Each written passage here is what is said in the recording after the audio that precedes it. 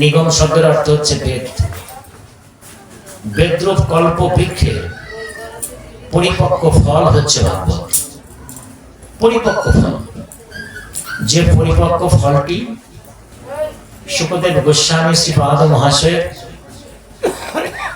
মুখ নিশ্চিত হয়ে অমৃত রূপে মর্তধামে পতিত হল। অমৃত ধারা, ভাগবত হচ্ছে অমৃত ধারা। পিবতং ভাগবতং রসমালয়ং, পিবতং, পান করো, পান করো। কি পান করবে? ভাগবত রস। ভাগবত রস পান।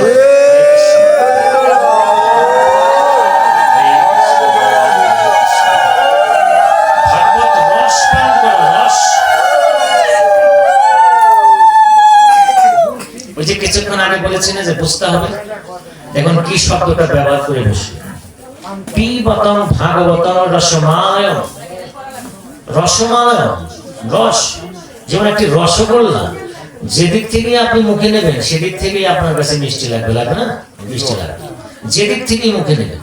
আর এই ভাগবতের যতগুলো কথা বলা হবে সবগুলোই আপনার কাছে মিষ্টি লাগবে, লাগতে হবে, লাগিয়ে নিতে হবে। কিন্তু সবচেয়ে বিপজ্জনক কি কথাটা বলবো দেখেন তো, আধুনিক শাস্ত্রের সাথে আধুনিক জ্ঞানের সাথে কি মিলে? কি বললো? পিবতং ভাগবতং, পান করো ভাগবত। পান বলতে আমরা কি বুঝি? তরল বুঝি, রস বুঝি। রস তো পান করা হয়, কিন্তু এখানে বললো কি? পিবতং ভাগবতং, ভাগবত পান করো, পান করো। তার মানে ভাগবত থেকে যে রস বিগলিত হচ্ছে, সেই বিগলিত রসকে তুমি পান করো। শ্রবণ করতে বলেনি, পান করতে বলছে।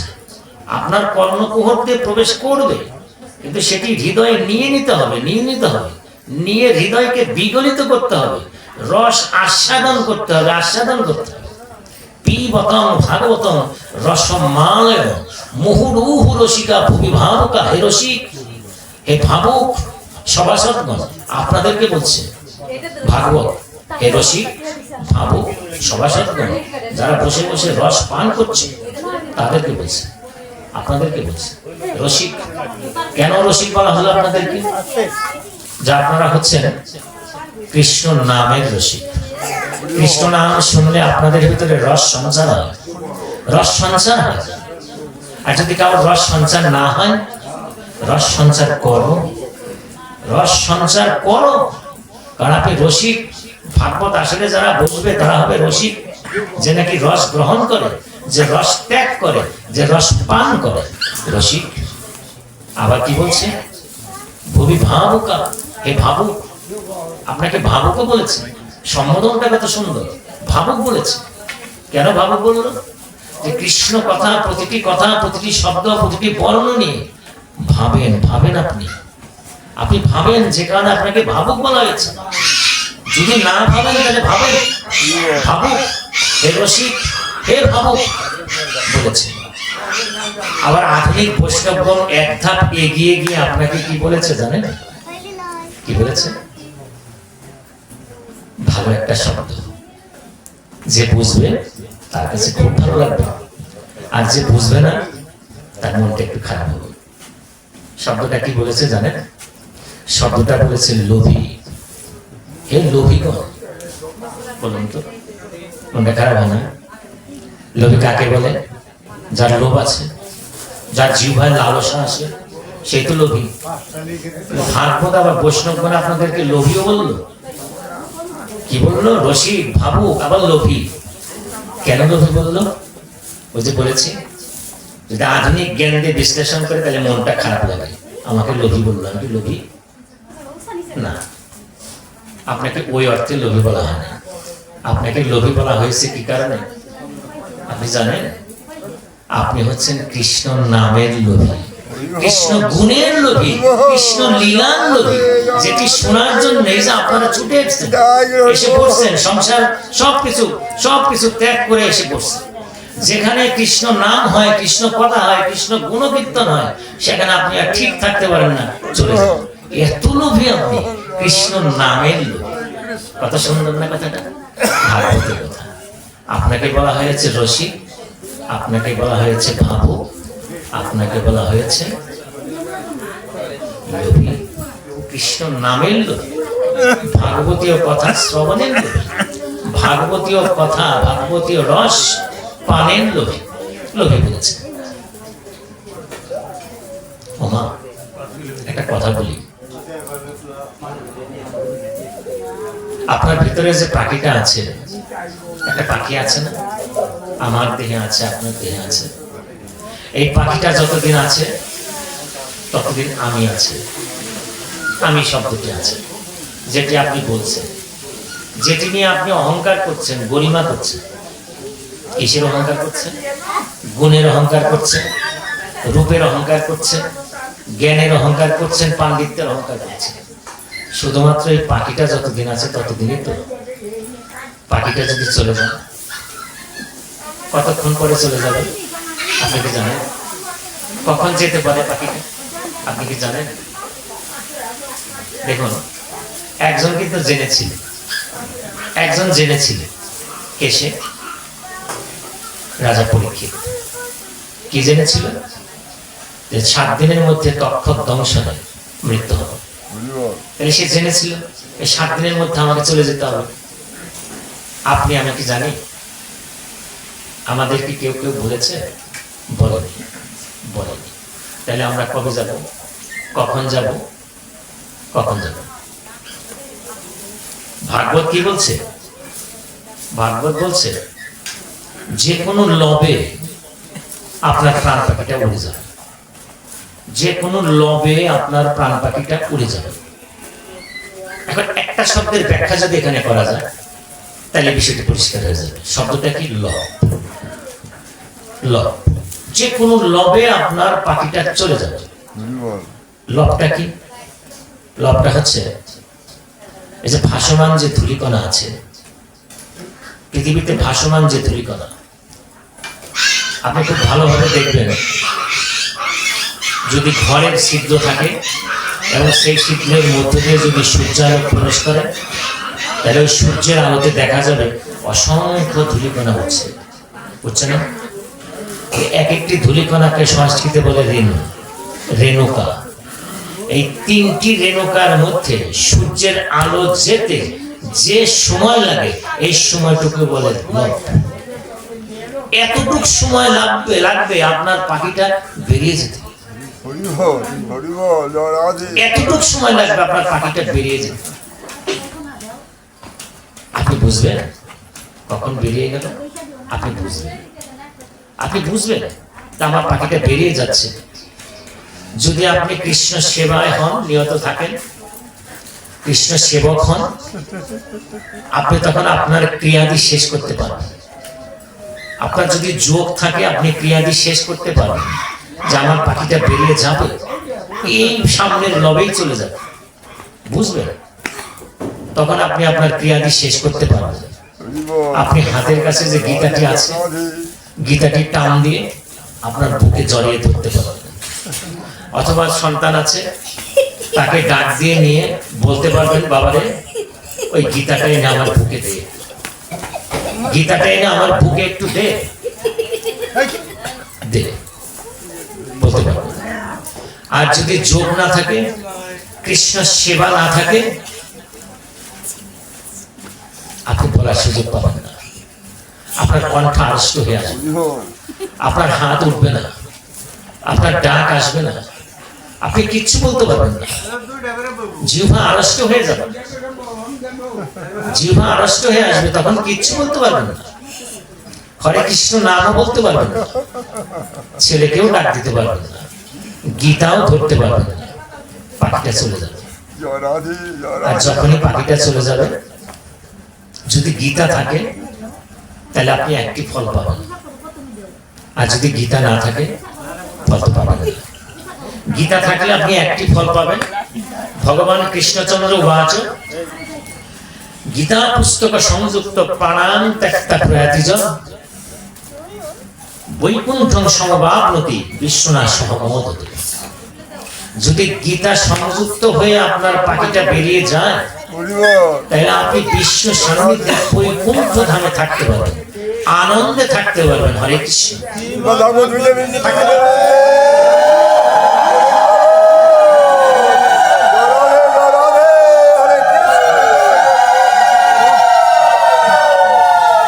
এখন দেখুন এখানে কিন্তু একটা শব্দ আবার আসলো, বৈকুণ্ঠ। বৈকুণ্ঠ এবং স্বর্গের মধ্যে একটা পার্থক্য আছে। স্বর্গের অধিপতি হচ্ছেন ইন্দ্র, আর বৈকুণ্ঠের অধিপতি হচ্ছেন বিষ্ণু। স্বর্গে যদি আপনি যান, তাহলে আপনি যে পুণ্য নিয়ে গেলেন, পুণ্যটা শেষ হওয়ার পরে আপনাকে আবার চলে আসতে হবে। মানে আপনার ভিসার মেয়াদ শেষ হবে, আপনাকে ওখান থেকে ফেরত দিয়ে দেবে। স্বর্গে গিয়ে আপনি বেশি দিন থাকতে পারবেন। আর যদি বৈকুণ্ঠে যেতে পারেন আমার প্রভুর সান্নিধ্য, তাহলে তার চরণে আপনি লীন হয়ে যাবেন, আপনার মোক্ষ প্রাপ্তি হয়ে যাবে। যে কারণে বৈকুণ্ঠে যাওয়াটাই হচ্ছে আমার বৈষ্ণবের আদি চাওয়া।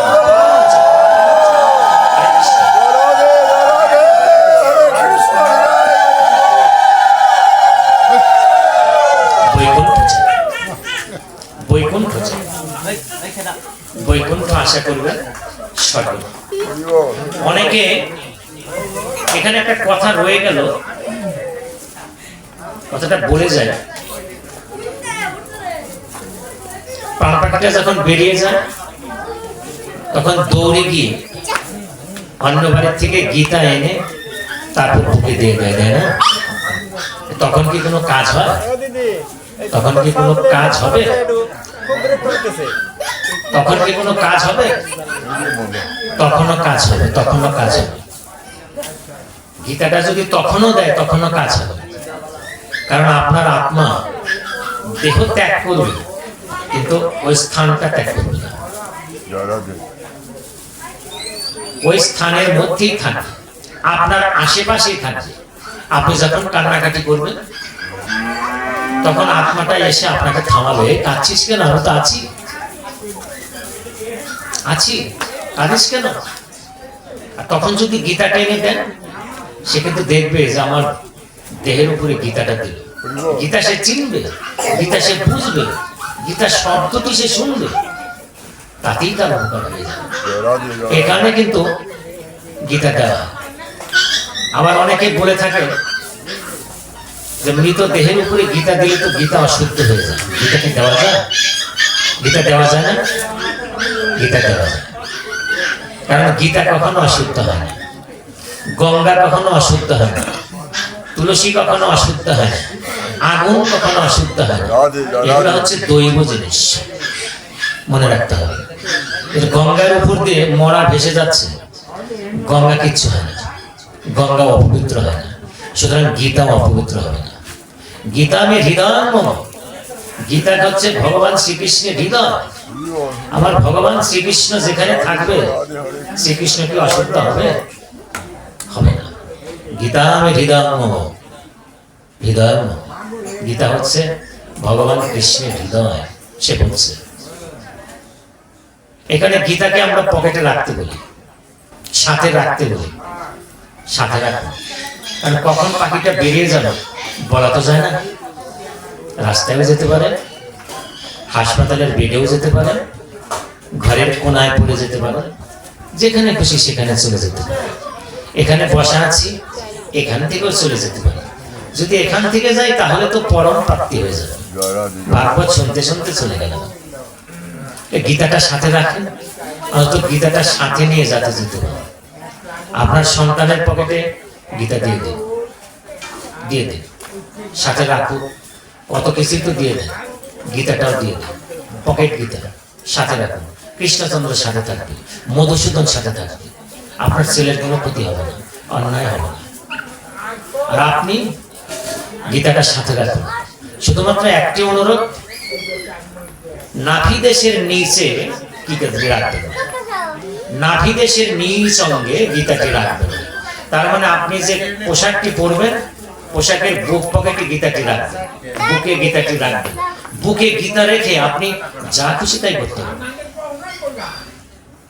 কোনো সমস্যা নেই, গীতা অশুদ্ধ হবে না। কিন্তু নাভি দেশের নিচে আর আপনার পাশের যে দুটি পকেট আছে ওখানে রাখতে হবে। গীতা যেন বাড়ি না খায়, বুকে ধরে রাখে। পরীক্ষা করুন, অনেক বিপদ থেকে আপনি বেঁচে যাবেন, অনেক বিপদ থেকে বেঁচে যাবেন। গীতা পকেটে নিয়ে হেঁটে হেঁটে যাচ্ছেন, হেঁটে হেঁটে যাচ্ছেন, বাড়ির থেকে নামার সময় চট করে একটা ওষুধ খেলেন, ওষুধ খেলেন, আপনার নখটা উঠে গেল। আপনি ভগবান কৃষ্ণচন্দ্রকে স্মরণ করেন, প্রভু তুমি আমাকে বাঁচালে। কেন বাঁচালে? ওই গীতাটি ছিল বিধায় আপনি বেঁচে গেলেন। তা নাহলে হয়তোবা আরো বড় রকমের কোনো কিছু ছিল, যেটি নাকি সামান্য ওষুধের উপরে গীতা রাখার জন্য আপনি বেঁচে গেলেন। হরে কৃষ্ণ, গীতাটি রাখুন, সাথে রাখুন, সবাই রাখুন। একটা অনুরোধ আমি করে গেলাম। আচ্ছা, অনেকে ভাবছেন, ইতিমধ্যে বোধহয় ভাবা শুরু হয়ে গেছে, যে মনেও করতে পারেন যে ভাগবত পাঠ হবে, তাহলে গীতা নিয়ে এতক্ষণ কেন বলল? গীতা নিয়ে কেন বলল? গীতা নিয়ে বললাম এই কারণে,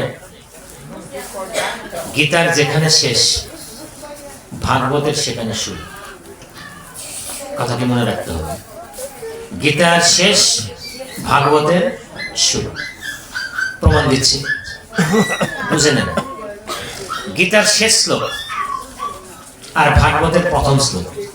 আমি বলেছি কি গীতার শেষ শ্লোক, গীতার যেখানে শেষ ভাগবতের শুরু। তাহলে ভাগবতের প্রথম শ্লোকটি আমি ধরবো, আর গীতার শেষ শ্লোকটি আমি ধরবো। গীতার যেখানে শেষ ভাগবতের শুরু, দেখি ওইটার শেষ শ্লোক আর এটার প্রথম শ্লোক মিলে কিনা। যদি মিলে যায় তাহলে তো কথা হয়ে যাবে, প্রমাণ হয়ে যাবে, ভক্তি আসবে, জ্ঞান আসবে, জ্ঞান বাড়বে। দেখুন গীতার শেষ শ্লোকটি, গীতার শেষ শ্লোকটি হচ্ছে, যত্র যোগেশ্বর কৃষ্ণ যত্র পার্থ ধনুর্ধর, যত্র যোগেশ্বর কৃষ্ণ যত্র পার্থ ধনুর্ধর, তত্র শ্রীর বিজয় ভূতির ধ্রুবা নীতির মতির মোহ। সঞ্জয় বাজ শেষ শ্লোক। গীতা পড়েন না কেউ? বোধহয় মনে পড়ে গেছে না? গীতার শেষ শ্লোক কি বললেন? যেখানে শ্রীকৃষ্ণ আছে, যত্র যোগেশ্বর কৃষ্ণ, যত্র মানে যেখানে, যেখানে যোগেশ্বর কৃষ্ণ আছে, যত্র পার্থ ধনুর্ধর, যেখানে পার্থ ধনুর্ধর আছে, ধনুর্ধর মানে অর্জুন আছে, সেখানে কি আছে? সেখানে বিজয় নিশ্চিত, সেখানে শ্রী নিশ্চিত, সেখানে ঐশ্বর্য নিশ্চিত। আপনি কখনো ঠকবেন না, হারবেন না, দুঃখ পাবেন না, সবকিছুতে আপনার বিজয় আসবে। দেখুন মজার কথা কি, এটি কিন্তু কুরুক্ষেত্র যুদ্ধ শুরু হয়নি, যুদ্ধের শঙ্খ বাজছে, শঙ্খ বাজছে কেবল তখনই কিন্তু অর্জুন থামিয়ে দিল, থামিয়ে দিল, আমি যুদ্ধ করব না, আমি যুদ্ধ করব না। তখন কিন্তু শ্রীকৃষ্ণ তাকে, আমার প্রভু তাকে বুঝিয়ে দিল, যুদ্ধ তোমার করতে হবে। তুমি যাদেরকে দেখছো, যাদের সাথে তুমি যুদ্ধ করছো, করবে, তারা সবাই আগেই মৃত। তুমি শুধু উপলক্ষ মাত্র, শুধু ধনুর চালিয়ে যাও, ওরা মৃত, ওরা মরে গেছে। কেন মরে গেছে? যারা কৃষ্ণ বিমুখ তারা মরে গেছে। দেখুন তত্ত্বটা। আচ্ছা, যেখানে যোগেশ্বর কৃষ্ণ আছে, যেখানে ধনুর্ধর অর্জুন আছে, সেখানে বিজয় নিশ্চিত, ঐশ্বর্য নিশ্চিত, শ্রী নিশ্চিত। এখন দেখুন, আপনি তো প্রভুর প্রতিমা তৈরি করে পূজা করছেন, প্রভুর বিগ্রহে পূজা করছেন, করছেন না? করছেন তো? করছেন। ঘরে গোপাল আছে, রাধা কৃষ্ণের মূর্তি আছে, কৃষ্ণচন্দ্রকে পূজা করছেন, গীতায় পূজা করছেন, অথবা মনে মনে মানস পূজাও করছেন, কৃষ্ণকে আপনি পূজা করছেন। কিন্তু শুধু কি কৃষ্ণ পেলে কি, কৃষ্ণ পেলে কি হবে? এখানে তো তা বলেনি। এখানে বলছে কি, যেখানে কৃষ্ণ আছে, যেখানে ধনুর্ধর অর্জুন আছে, সেখানে বিজয় আছে। একজন থাকলে তো হবে না, তাই বললো না কথাটা? যত্র যোগেশ্বর কৃষ্ণ যত্র পার্থ ধনুর্ধর, যেখানে যোগেশ্বর কৃষ্ণ আছে, যেখানে ধনুর্ধর অর্জুন আছে, সেখানে বিজয় নিশ্চিত। তাহলে ধনুর্ধর অর্জুনের পূজা তো আপনি করছেন না, তাহলে বিজয়টা কি করে আসে? তত্ত্বতে আসে। অর্জুনের পূজা করবেন না আপনি, কিন্তু অর্জুন আপনাকে হতে হবে, অর্জুন আপনাকে হতে হবে। শুধু অর্জুন না, আপনাকে পঞ্চ পাণ্ডবই হতে হবে। ফুটবল রাধে। পঞ্চপাণ্ডব হতে হবে মানে পঞ্চপাণ্ডব তো চলে গেছে, সর্দারণ হয়ে গেছে, তাহলে পঞ্চপাণ্ডব হবো কিভাবে? পঞ্চপাণ্ডব হচ্ছে প্রতীক, প্রতীক। ওই যাদেরকে আমরা যুদ্ধক্ষেত্রে দেখেছি পঞ্চপাণ্ডব, যুধিষ্ঠির, ভীম, অর্জুন, নকুল, সহদেব, এরা কিন্তু 5টি জিনিসের প্রতীক, প্রতীক। খুব খেয়াল করে মনে রাখুন। যুধিষ্ঠির কিসের প্রতীক? ধর্মের প্রতীক। যুধিষ্ঠির হচ্ছে ধর্মের প্রতীক। ভীম কিসের প্রতীক? সংকল্পের প্রতীক। সংকল্প কি? সংকল্প সৎ সংকল্প। এই যে আমরা সংকল্প করেছি যে আমরা একটু প্রভুর নাম করব, এটা হচ্ছে সংকল্প। সৎ সংকল্পের প্রতীক হচ্ছে ভীম। অর্জুন কি? নির্ণায়ক বুদ্ধি। অর্জুন কিসের প্রতীক? নির্ণায়ক বুদ্ধি, এটা ব্যাখ্যা আমি দেব। আর বাদ হয়ে গেল কি? নকুল এবং সহদেব, জ্ঞান এবং ভক্তির প্রতীক। কটি জিনিস আছে আপনার ভিতরে, আপনাকে অর্জন করতে হবে। কি কি? ধর্ম, সৎ সংকল্প, তারপরে মধ্যমায় এসে নির্ণায়ক বুদ্ধি, জ্ঞান, অনামিকায় হচ্ছে জ্ঞান, আর হচ্ছে ভক্তি। এই 5টি জিনিস যদি আপনার ভিতরে থাকে, আপনি যদি কৃষ্ণ পূজা করেন, কৃষ্ণ সেবা করেন, ভাগবতী সেবা করেন, ভাগবতী রস আস্বাদন করেন, তাহলে আপনার বিজয় নিশ্চিত। হরে কৃষ্ণ, জয় রাম। হরে কৃষ্ণ।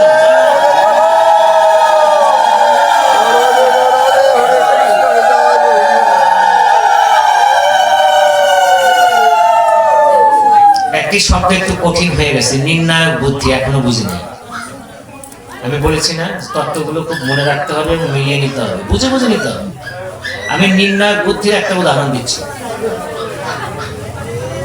ধরুন আমরা এতগুলো এখানে বসা আছিল, এখানে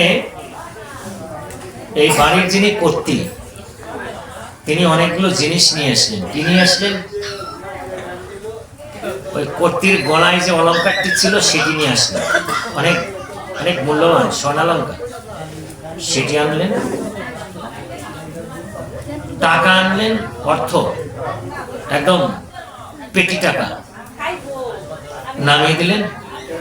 কিছু বই নামিয়ে দিলেন, যে ঘরে কীর্তনের জন্য কিছু গীতা কিনেছিলেন সেটাও নামিয়ে দিলেন।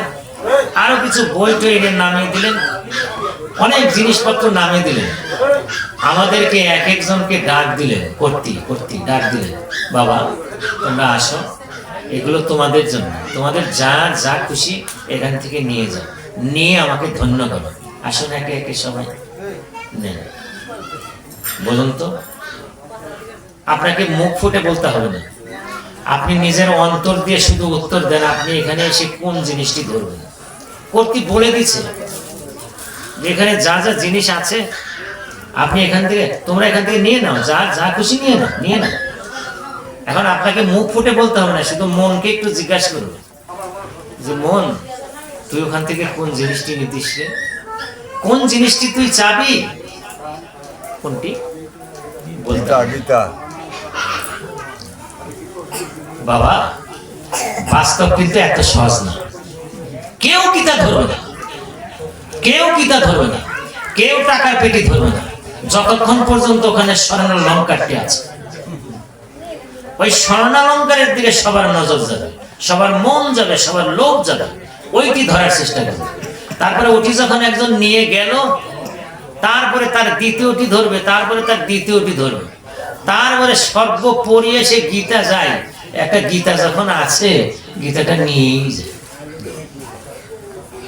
আর যদি কেউ প্রথমেই গিয়ে, খেয়াল করুন এইখানে তত্ত্বের সমাপ্তি, যদি কেউ প্রথমে গিয়ে ওই অলংকার, ওই অর্থ, ওই বৃত্ত, বৈভব, ওগুলো ছেড়ে শুধুমাত্র আমার গীতাটিকে ধরে বুকে নিত, তাহলে সেইটাকে ভাগবত বলতো নির্ণায়ক বুদ্ধি।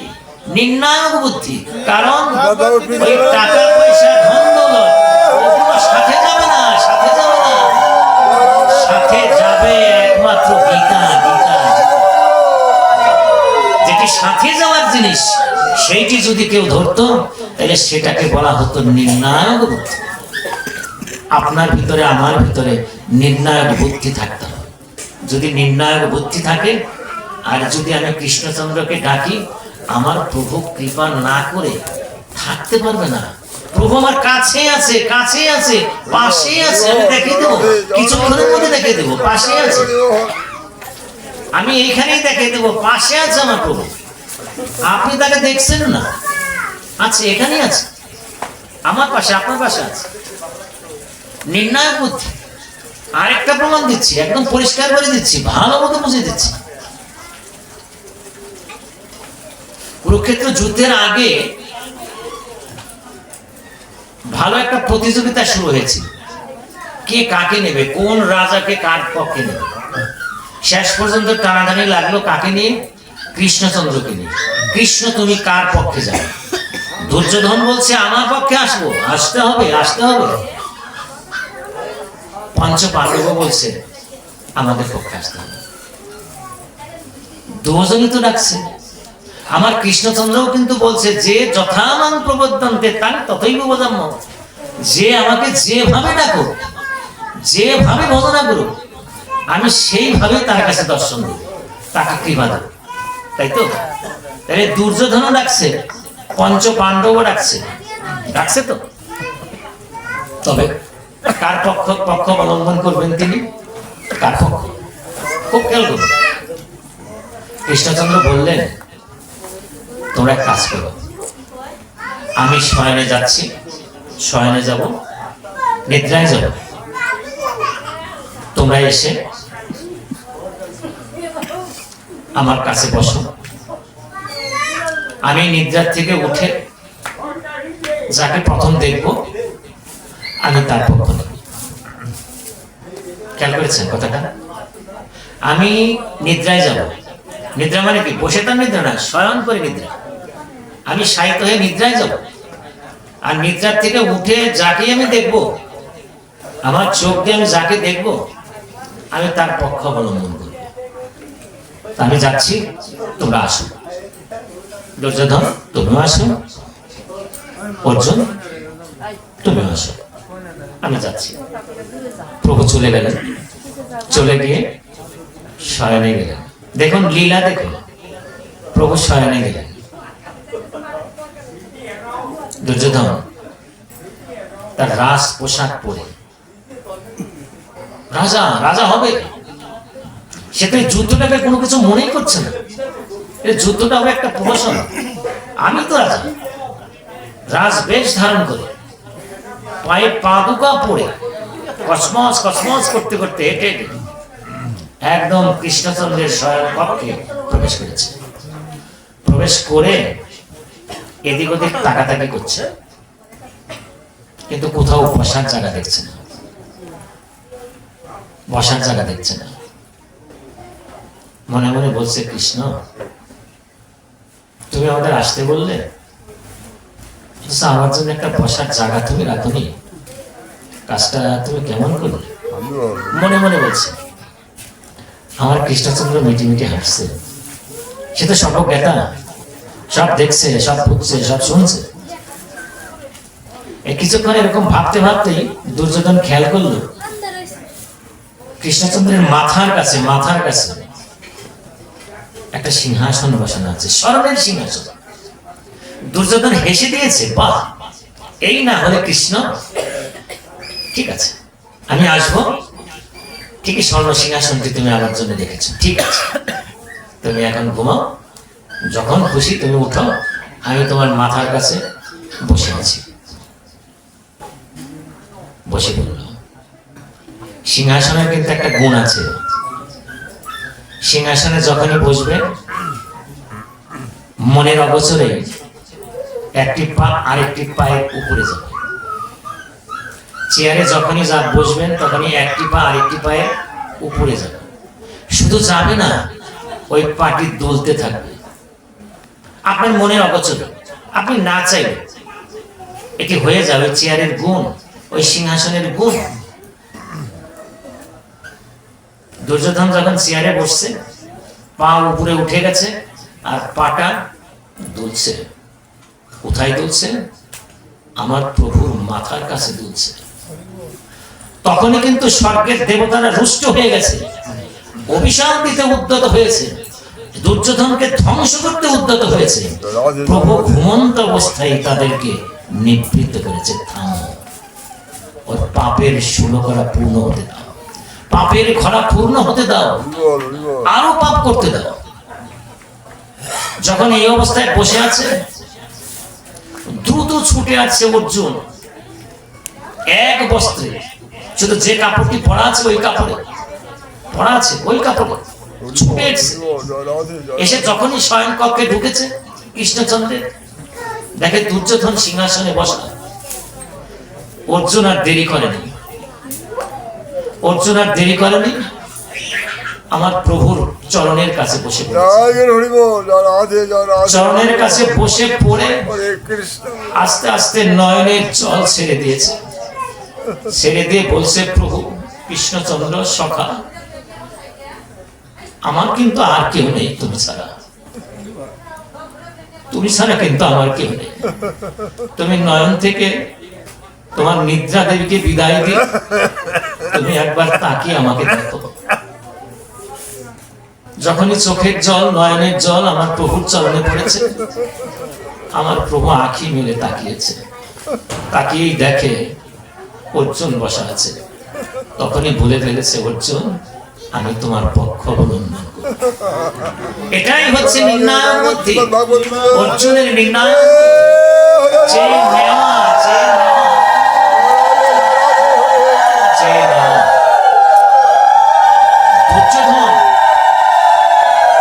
দুর্যোধন বেরিয়ে যাওয়ার সময় বেরিয়ে দাঁড়িয়ে পড়েছে, দাঁড়িয়ে পড়েছে। কৃষ্ণচন্দ্র তুমি তাহলে এই অভিনয়টি করলে আমার সাথে? আমি ওর চেয়ে অনেক আগে এসেছিলাম, অনেক আগে এসেছিলাম, কিন্তু তুমি আমাকে কৌশলে দেখলে না, তুমি আমাকে দেখলে না।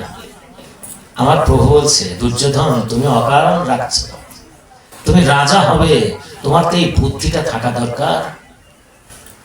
একজন সাহিত্য মানুষ যদি তাকায়, সে কি তার মাথার পিছনের কাউকে দেখবে নাকি সামনের কাউকে দেখবে?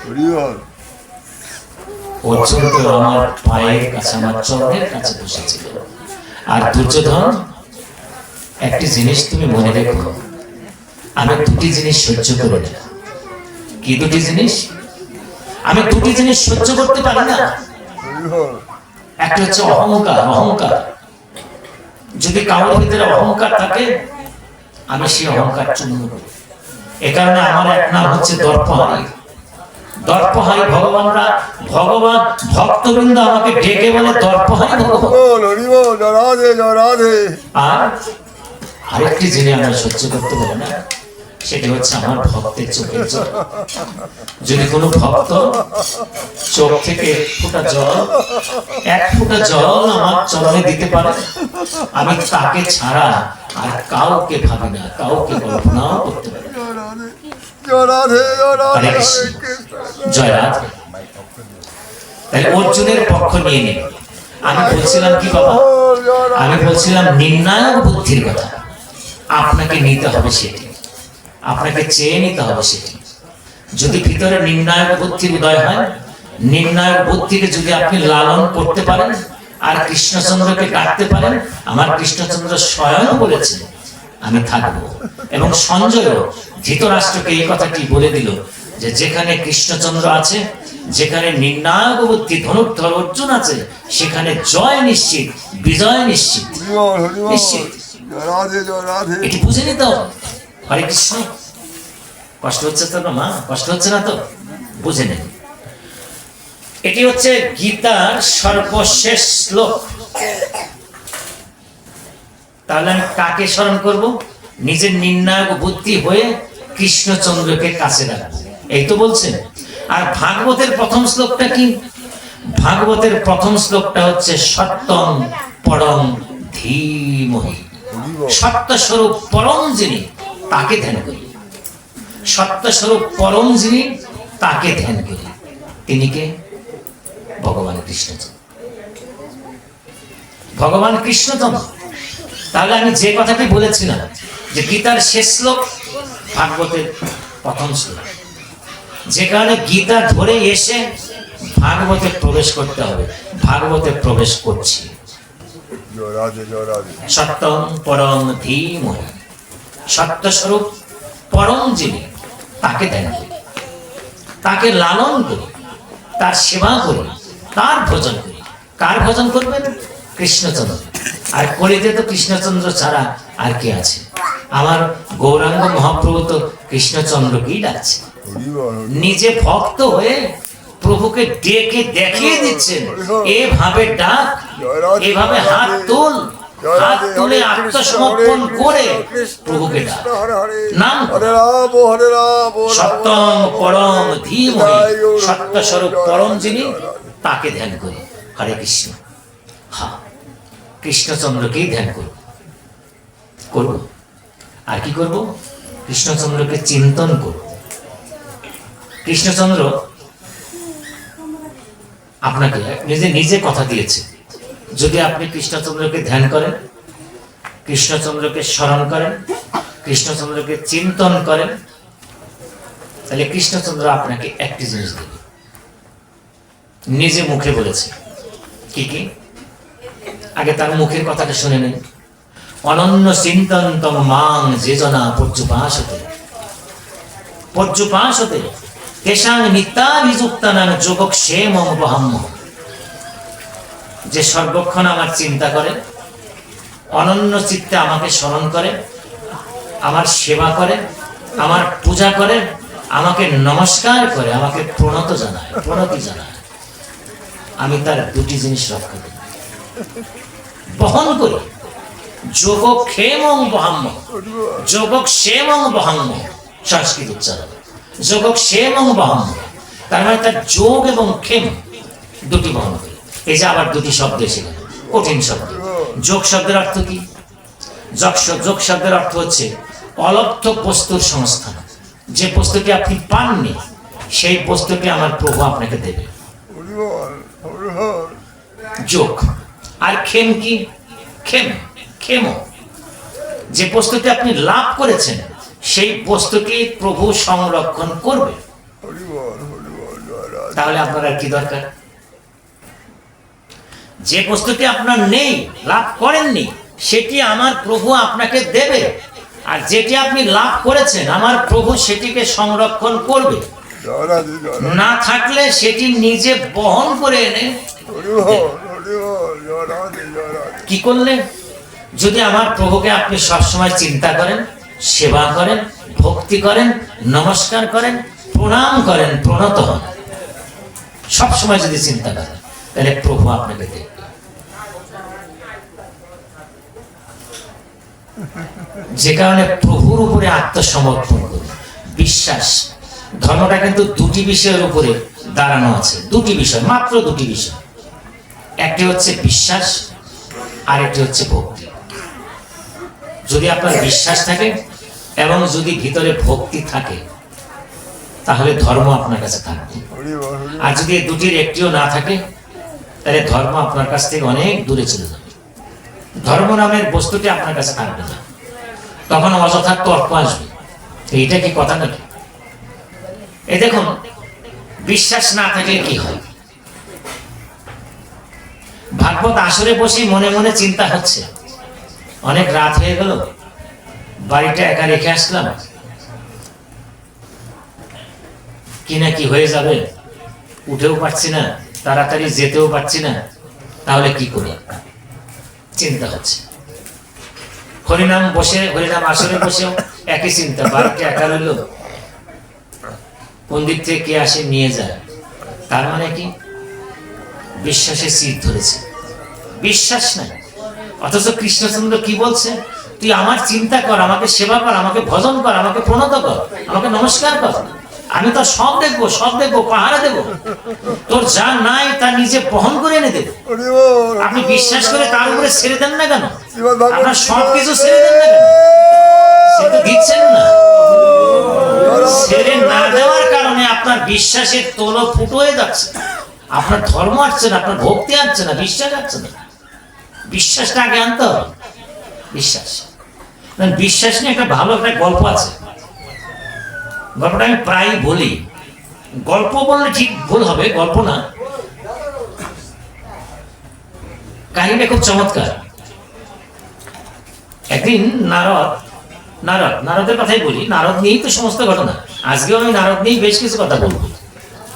একদিন নারদ কৃষ্ণচন্দ্রের সামনে, কুরুক্ষেত্র যুদ্ধের পর, এটা কুরুক্ষেত্র যুদ্ধের পরের ঘটনা।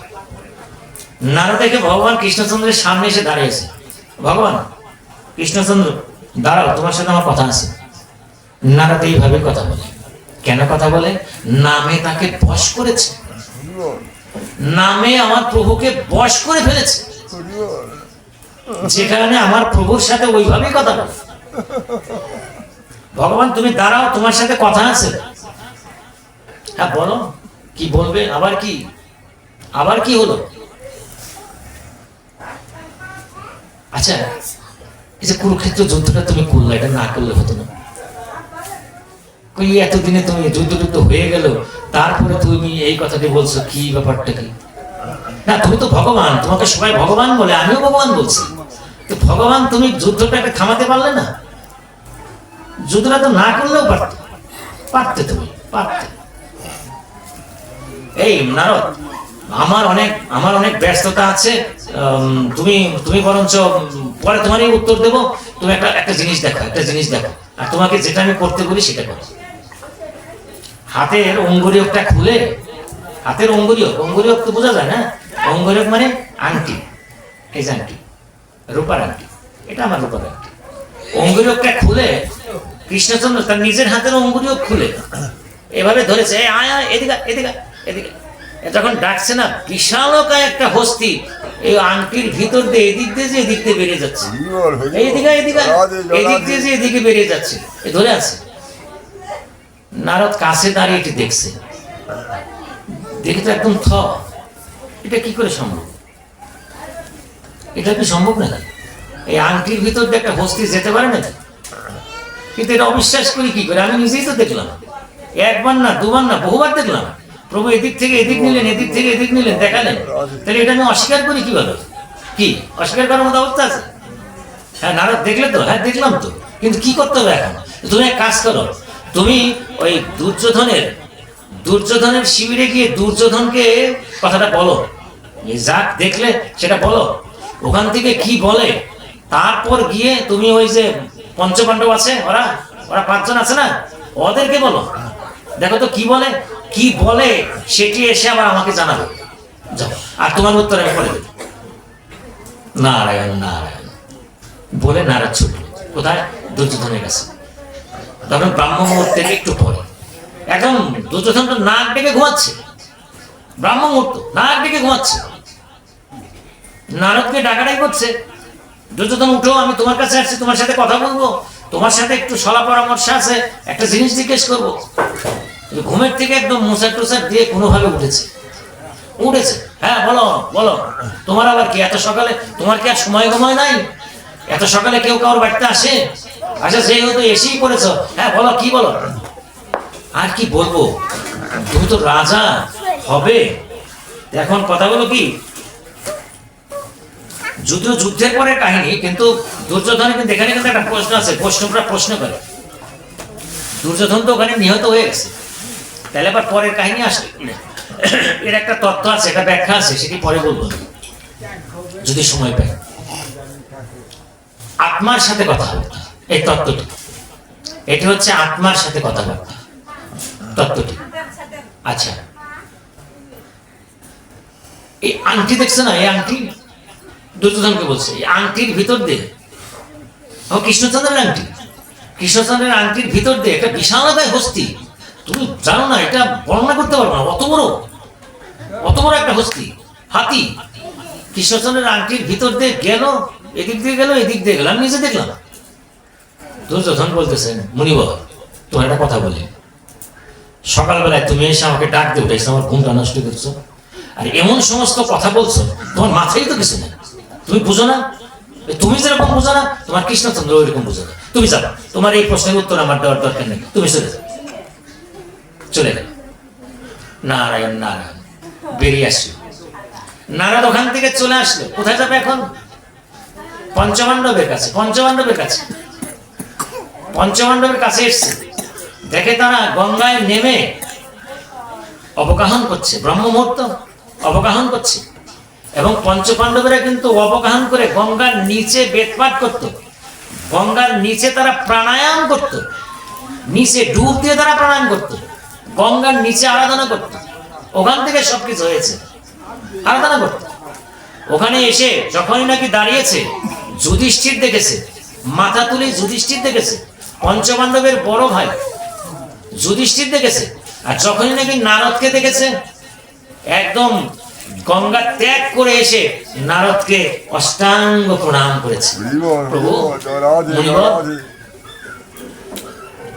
কি হেতু আপনার আগমন? আপনাকে কি দিয়ে আহ্বান করবো আমি? কি দিয়ে পাদ্য অর্ঘ্য দেবো? যে না, নারদ নারদ বলছে না, দুর্যোধন না, কি যুধিষ্ঠির, তোমাকে কোনো আহ্বান করতে হবে না, তোমাকে একটা কথা বলবো। হ্যাঁ বলুন, কি বলবেন আপনি? যে আমি দেখলাম, নিজে চোখে দেখলাম, কৃষ্ণচন্দ্র তার অঙ্গুরীয়কের ভিতর দিয়ে বিশালকায় একটা হস্তি এদিক থেকে এদিক, এদিক থেকে এদিক পার করে দিল। এটা কি করে সম্ভব? দুর্যোধন বলছে, মুনিবর ক্ষমা করবেন, আপনি তো দেখেছেন একটা বিশালকায় হস্তি অঙ্গুরীয়কের ভিতর দিয়ে যেতে আসতে, আর আমার প্রভু যদি ইচ্ছে করে এই চতুর্ভুবনকে ওই অঙ্গুরীয়কের ভিতর দিয়ে যেতেও পারে, আনতেও পারে, নিতেও পারে।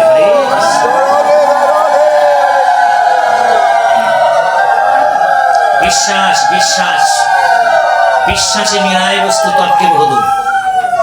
কিন্তু আধুনিক জ্ঞানে যারা জ্ঞানী, আধুনিক শিক্ষায় যারা শিক্ষিত, তারা কিন্তু এই কথাটাকে আমলেই নেবে না, আমলেই নেবে না। আর আমলে না নেওয়ার কারণে আমার ভাগবত একটা চমৎকার সংজ্ঞা দাঁড় করেছে। সংজ্ঞা সেটি হলো, ওই শিক্ষিত জ্ঞানী না, ওই জ্ঞানীও জ্ঞানী না। শাস্ত্রে জ্ঞানী কাকে বলে? জ্ঞানী কাকে বলে? মাতৃবৎ পরদারেষু, আত্মবৎ সর্বভূতেষু, লোষ্ট্রবৎ পরদ্রব্যেষু।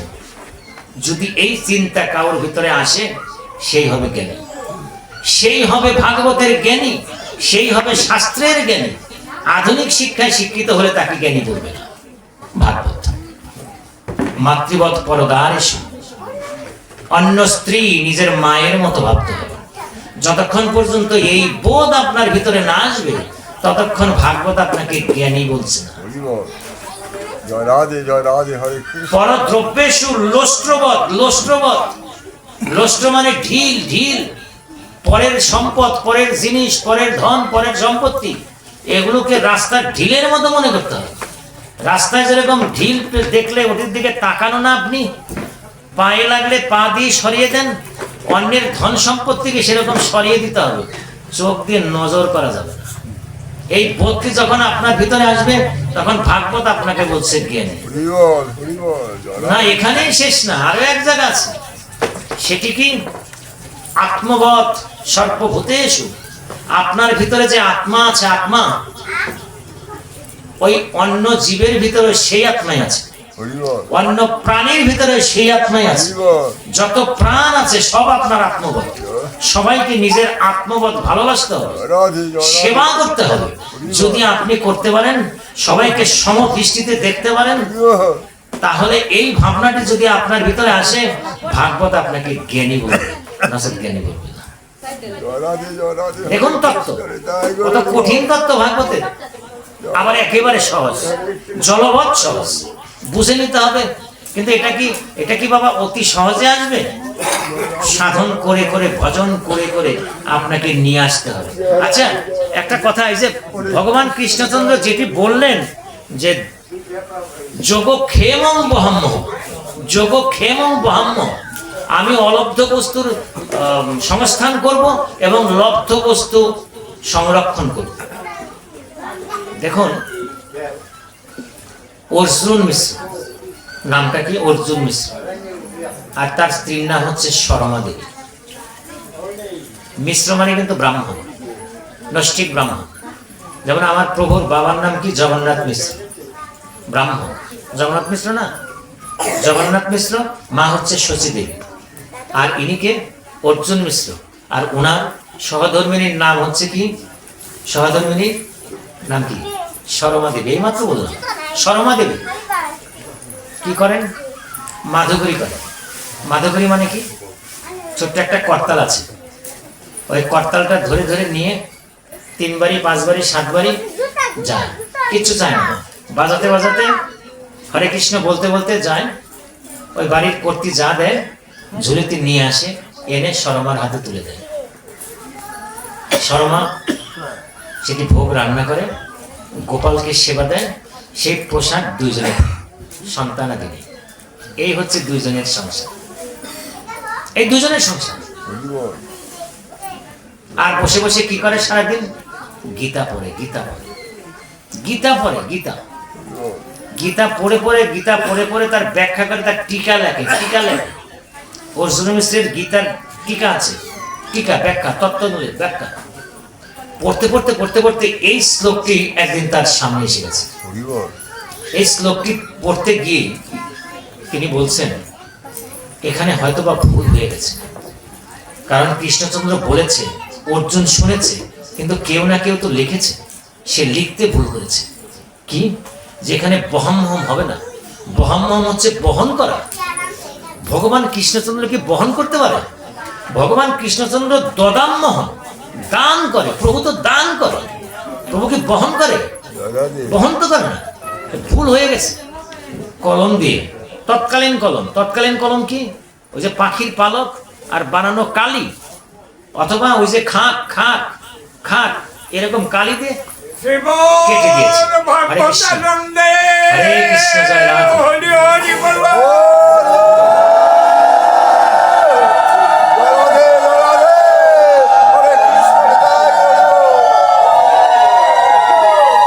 বহম্মহম শব্দটা কেটে দিয়েছে, বহম্মহম শব্দটা কেটে দিয়েছে।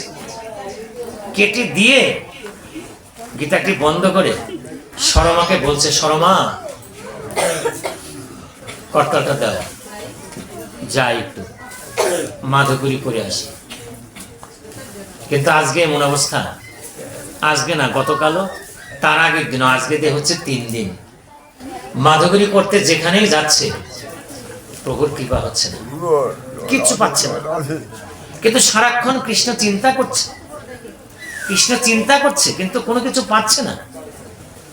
তাহলে কি গোপালকে কি সেবা দিচ্ছে? নিজেরা কি সেবা করছে? গোপালকেও তুলসী জল দিচ্ছে, আর নিজেরাও তুলসী জল সেবা করছে। হরে কৃষ্ণ। কিছুক্ষণ আগে কিন্তু আমি একটা শব্দ বলেছি, মা সহধর্মিনী বলেছি। সহধর্মিনী কেন বললাম? সরমা দেবী হচ্ছে সহধর্মিনী। স্ত্রী বলি নাই, স্ত্রী বলি নাই, বউ বলি নাই, গৃহিণী বলিনি, কর্ত্রী বলিনি, বলেছি সহধর্মিনী। ভাগবতে এদেরকে বলে সহধর্মিনী। কেন সহধর্মিনী বলে? সহধর্মিনীর সংজ্ঞাটা হচ্ছে এই, যে স্ত্রী স্বামীকে ধর্মপথে সহযোগিতা করে, ধর্মপথে অনুপ্রেরণা দেয়, তাকে বলে সহধর্মিনী। আর বউ, বউ অন্য অর্থে, স্ত্রী আরেক অর্থে। অনেক নাম আছে, রমণী, ধামিনী, কামিনী, নারী, অনেক নাম আছে, অনেকগুলো ব্যাখ্যা আছে। কিন্তু ভাগবত একটা শব্দকে নিয়ে নিয়েছে, সেটি হলো সহধর্মিনী। সহধর্মিনী তার মানে স্বামীকে ধর্মপথে আনবে, ধর্মপথে অনুপ্রেরণা দেবে, ধর্মপথে সহযোগিতা করবে। সরমা হচ্ছে সহধর্মিনী। করতাল এনে কর্তার হাতে দিয়েছে, মানে অর্জুন মিশ্রের হাতে দিয়েছে, যাও তুমি প্রভুর নাম করতে করতে যাও, দেখো আজকে কোনো কৃপা হয় কিনা। সরমা, তোমার দিকে তো তাকানোই যাচ্ছে না, তোমার মুখটা শুকিয়ে গেছে। আর আমার গোপালও তো আজকে 3 দিন শুধুমাত্র তুলসী গঙ্গা সেবা করিয়া আছে, তুমিও আছো, আমিও আছি। 3 দিন তুলসীর জল সেবা করে আছে, মুখে কোনো তু শব্দ নেই। সহধর্মিনী দেখুন। আর নিজের সাথে একটু কল্পনা করে মিলিয়ে নিন, আপনি আমি হলে কি করতাম, কি বলতাম, আরো কি করতাল ধরতাম, আরো কি হরে কৃষ্ণ বলতাম, আরো কি গীতা নিয়ে বসতাম। আপনি কি বলতেন? স্বামীকে কি বলতেন? যাক, ওটা নাই বলুন, এটা সংসার, সংসার কল্পনা করে নেবেন। শর্মা তা বলেনি, প্রভু তুমি যাও, আজকে দেখো প্রভুর কোনো কৃপা পাওনি, পাও কিনা দেখি। আর ওদিকে অর্জুন মিশ্র বলছে, শর্মা তোমার মুখের দিকে তাকানো যাচ্ছে না, তুমি তো শুকিয়ে গেছো, 3 দিন হচ্ছে কোনো সেবা নেই তোমার, শুধুমাত্র গঙ্গা সেবা করে যাও না, আমাদের গোপালও তো জল সেবা করিয়াছে, গঙ্গা সেবা করিয়াছে। চলে গেল, করতাল বাজাতে বাজাতে চলে গেল। প্রথম বাড়িতে গেছে, কেউ বেরোয়নি। মা কৃষ্ণ কথা বলতে বলতে বাড়িতে উঠেছে, নামও করছে, কিন্তু বাড়ির থেকে কেউ বেরিয়ে একটু দেখলো না। হরি বল, সমাজ রাধে বাস্তব। হরে কৃষ্ণ। আরেক বাড়িতে চলে গেল, হরে কৃষ্ণ, আরেক বাড়িতে ওই একই অবস্থা, ওই একই অবস্থা। আরেক বাড়িতে গেল, ওই হরে কৃষ্ণ বলছে, মা কেউ এগিয়ে আসলো না, কিছু তো দিলই না, একটু দেখলেও না বেরিয়ে। 3 বাড়ি 5 বাড়ি, চৈত্রের দুপুর মধ্যাহ্ন, মার্তণ্ডদেব মাথার উপরে তাপ দিচ্ছে, বুড়ো মানুষ, বয়স কিন্তু অনেক বেশি, প্রায় 80 পর 80 বছর বয়স, কত বাড়িতে যাবে? তারপরে 3 দিন অভুক্ত মা, সেবা নেই, অন্নবিহীন যাচ্ছে। যেতে যেতে শর্মাকে ওখান থেকেই ডাকছে, শর্মা আজকেও বোধহয় কিছু হবে না, আজকেও বোধহয় হবে না। যাই হোক, আমি খুব পরিশ্রান্ত হয়ে পড়েছি, ক্লান্ত হয়ে পড়েছি, আমি একটু বিশ্রাম নিয়ে পাশে আর 2টি বাড়ি আছে, 2টি বাড়ি দেখে আমি আসছি। মনে মনে বলছে, বসে একটি গাছের নিচে বসে পড়েছে, একটি গাছের নিচে বসে পড়েছে বৃদ্ধ লোকটি অর্জুন মিশ্র। আর যখনই বসে পড়েছে মা, ক্লান্তি এসে তাকে একদম জর্জরিত করে ফেলেছে। সে আস্তে করে কাত হয়ে গাছের সাথে হেলান দিয়ে বিশ্রাম নিচ্ছে। নিতে নিতে প্রথমে তন্দ্রা, তারপরে নিদ্রা তাকে ধরে বসেছে, ঘুমিয়ে পড়েছে, ঘুমিয়ে পড়েছে। আর এদিকে কি, 2টি ছেলে মা, 2টি ছেলে মাথার ভিতরে বোঝা নিয়ে, মাথার বোঝা নিয়ে হরি বল, জয় রাধে। শর্মাকে এসে ডাকছে, শর্মার বাড়িতে, অর্জুন মিশ্রের বাড়িতে। ওমা ঘর খুলো, দরজা খুলো, এই দেখো বাবা কত কিছু দিয়েছে, হরে কৃষ্ণ। দরজা খুলো। শর্মা ভিতর থেকে ডাকছে, কে রে, এত সুন্দর করে মা বলে ডাক দিলি, আমার অতৃপ্ত মনকে ভরে দিলি আজকে, আমি তো জীবনে কোনোদিন মা ডাক শুনিনি। কে তোরা বাবা? যা আর বলো না, এই যে জিনিসগুলো ভিতরে নাও, তোমার গোপালের জন্য ভোগ তৈরি করো, ভোগ তৈরি করে এখনই গোপাল সেবা করে দাও, বাবা কিন্তু চলে আসবে, সেবা করো, সেবা করে দাও, তাড়াতাড়ি সেবা করে দাও, দেরি করো না। তোরা কারা কি নিয়ে আসছিস? যে আমরা কারা, এই কথা জিজ্ঞাসা করো না, বাবা চলে আসবে, বাবা খুব পরিশ্রান্ত, এখনই চলে আসবে, এগুলো নাও। তোদের পরিচয় দিবি না, নিয়ে নিব আমরা। ওই যে পাশের গ্রামের গোয়ালপাড়ার ছেলে, বাবার সাথে দেখা, বাবা আনতে পারছিলেন না, তাই আমাদের কাছে দিয়েছে, আমরা নিয়ে এসেছি, নিয়ে যাও, ঘরে নিয়ে তাড়াতাড়ি গোপালের প্রসাদ তৈরি করে গোপালকে ভোগ লাগিয়ে দাও, বাবা এসে যেন সেবা করতে পারে, দেরি করো। বলছিস? হ্যাঁ নিয়ে যাও মা। নিয়ে গেছে, নিয়ে রেখে যখন বেরিয়ে আসতেছে, ছেলে দুটা যাচ্ছে পিছন দিকে দেখে পিছনে ওই ছোট ছেলেটির গা দিয়ে রক্ত ঝরছে, রক্ত। আর সাথে সাথে শর্মা বলছে, এ বাবা একটু দাঁড়াও, তোমার পিছনে রক্ত কিসের, পিঠে রক্ত কিসের? বাবা, মা তুমি বলো না, বাবা একটু রাগ করেছিল আমার উপরে, বাবা বলেছে যে এগুলো তুমি বহন করে নিয়ে যা আমার বাড়িতে। আমি বলছিলাম যে আমি এগুলো কিভাবে নেব, তখন বাবা একটু রাগ করে ওই যে হাতে যেন কি আছে, ওটাতে একটা আঁচড় দিয়েছে, আর সঙ্গে সঙ্গে আমার পিঠে। মা তুমি বাবাকে কিছু বলো না, বাবাকে কিছু বলো না, বাবাকে কিছু বলো না, আমি ব্যথা পাইনি। ব্যথা পাসনি তো, রক্ত বেরোচ্ছে, আয় বাবা তুই আমার কাছে আয়। আঁচল দিয়ে মুছে দিয়েছে। ঠিক আছে, তোর বাবা এলে আমি জিজ্ঞেস করবো না, বাবাকে জিজ্ঞেস করো না, এটা বাবার অজান্তে হয়ে গেছে। আচ্ছা ঠিক আছে, যা তোরা যা। চলে গেল, ওরা অদৃশ্য হয়ে গেল। আর যখনই নাকি বাড়ির বাইরে নেমেছে, তখনই কিন্তু হরে কৃষ্ণ,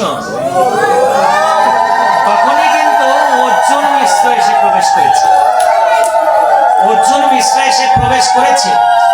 শর্মা শর্মা পারলাম না, আজকেও আমি কিছু পেলাম না, আজকেও আমি কিছু পেলাম না। শর্মা আজকেও তুমি তোমার গোপালকে গঙ্গা তুলসী দিয়ে সেবা করো, হলো না। শর্মা এগিয়ে এসে বলছে, কি বলছো তুমি? তুমি যে পাশের গ্রামের দুটি ছেলেকে, গোয়ালপাড়ার ছেলেকে দিয়ে কত জিনিস, এই যে দেখো কত জিনিস, কি বলছো তুমি? কি বলছো তুমি? হ্যাঁ তুমি তো পাঠিয়েছো, তুমি তো পাঠিয়েছো, আমি পাঠিয়েছি। আচ্ছা আচ্ছা দেখি, তুমি আমার ঘরটা খুলো তো দেখি, তুমি আমার ওই ওই গীতাটা আনো তো দেখি। ঘর খুলছে, একদম অর্জুন মিশ্র দৌড়ে গিয়ে গীতাটি খুলে দেখে, ওই যে বহাম্মহম শব্দটা কেটে দিয়েছে না, দদাম্মোহন লিখেছে, দদাম্মোহম মুছে গিয়েছে, বহাম্মহমটা স্পষ্ট হয়েছে, আংশিক রক্তাক্ত হয়ে আছে। দৌড়ে এসে শর্মাকে জড়িয়ে ধরে বলছে, শর্মা তুমি হচ্ছ ভাগ্যবতী, তুমি আমার কৃষ্ণচন্দ্রকে দেখেছো, আর আমি অপরাধ করেছি, গীতায় আঁচল কেটেছি, যে কারণে প্রভুর দেখা আমি পেলাম না, তুমি দেখা পেয়েছো, তোমাকেই আমি গুরু বলে মানলাম, তুমি আমার কৃষ্ণকে দেখেছো, আমার গোপালকে দেখেছো। হরে কৃষ্ণ।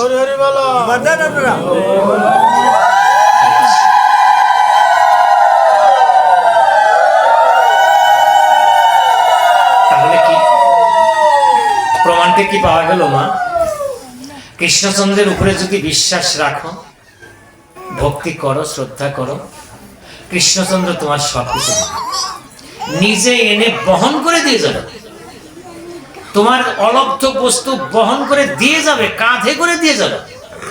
একদম প্রমাণিত, ভাগবতের কাহিনী, বিখ্যাত কাহিনী, এক তিল পরিমাণ অবিশ্বাস করার কোনো সুযোগ নেই। ভাগবত আসলে ভগবান কৃষ্ণচন্দ্র, এরকম অনেক কাহিনী আছে, অনেক অনেক। আর একটি কি মা জানে, একটা ঘটনা, তুমি যদি কৃষ্ণচন্দ্রের সেবা, তুমি যদি কৃষ্ণচন্দ্রকে পেতে চাও, তোমাকে হতে হবে শিশু, শিশু হতে হবে, ছোট হতে হবে, ভিতরের কুটিলতা বাদ দিতে হবে, অত জ্ঞান বাদ দিতে হবে, কিচ্ছু ভাবা যাবে, শিশুর মতো হতে হবে। তুমি তাকিয়ে দেখো, যারা কৃষ্ণচন্দ্রকে পেয়েছে, বিষ্ণু কৃপা পেয়েছে, প্রভুর কৃপা পেয়েছে, সবগুলো কিন্তু শিশু, সবগুলো শিশু। কে? ধ্রুব 5 বছর, প্রহ্লাদ 5 বছর। দেখো, তোমাকেও শিশু হতে হবে, শিশুর মতো সরল হতে হবে, মন হতে হবে, আত্মাটাকে একদম পরিপুষ্ট করতে হবে। কি দিয়ে করতে হবে? আত্মাকে পরিপুষ্ট কি দিয়ে করবে? আত্মা তো মুমূর্ষু হয়ে গেছে, আত্মা মুমূর্ষু হয়ে গেছে মা, আত্মাটা বড় মুমূর্ষু, রোগাক্রান্ত হয়ে গেছে, যে কারণে তোমাকে দেখতে এত বিমর্ষ দেখায়, তুমি বুড়া হয়ে যাচ্ছে। এই কারণে আত্মাটা খুব নাজেহাল হচ্ছে। কেন? এখনো সময় আছে, আত্মাটাকে একটু পরিপুষ্ট করো। কি দিয়ে পরিপুষ্ট হবে? খাচ্ছি তো, ওষুধ খাচ্ছি, খাবার খাচ্ছি, খাচ্ছি তো, অনেক কিছু খাচ্ছি, যাই খাচ্ছ মা, আত্মার খাবারে একটিও যাচ্ছে না ভিতরে, যা যাচ্ছে সব দেহের জন্য যাচ্ছে, আত্মার খাবারে একটিও যাচ্ছে না।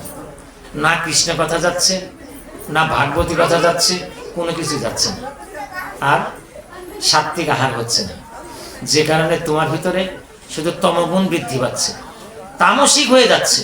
আর তামসিক অবস্থায় আত্মা হয় মুমূর্ষু, সাত্বিক অবস্থায় আত্মা হয় দৃঢ়, আত্মা হয় পুষ্ট, তখন কোনো রোগ বালাই থাকবে না, কারণ কৃষ্ণচন্দ্র তখন তোমার দেহটিকে রক্ষা করবে। সাত্বিক হতে হবে, সাত্বিক আহারই হতে হবে। এখন উদর ভর্তি কি আছে মা? উদর ভর্তি যা দিচ্ছে তাতে কিন্তু সাত্বিক হচ্ছে না। হচ্ছে হচ্ছে নাকি বোঝা যাচ্ছে না? বোঝা যায় না? বোঝা যায়? এটা যদি বোঝা যায় এই পর্যন্তই থাক, এটা না বাড়ালাম। আমার বৌমারা আবার আমার সাথে রাগ করবে, বৌমারা রাগ করবে, কারণ বৌমারা এই কথা শুনতে চায় না। হ্যাঁ, সাত্বিক আহারই। যদি সম্ভব হয় খুব তাড়াতাড়ি সাত্বিক আহারটা করা শুরু করতে হবে, তাতে দেহ পুষ্ট হবে।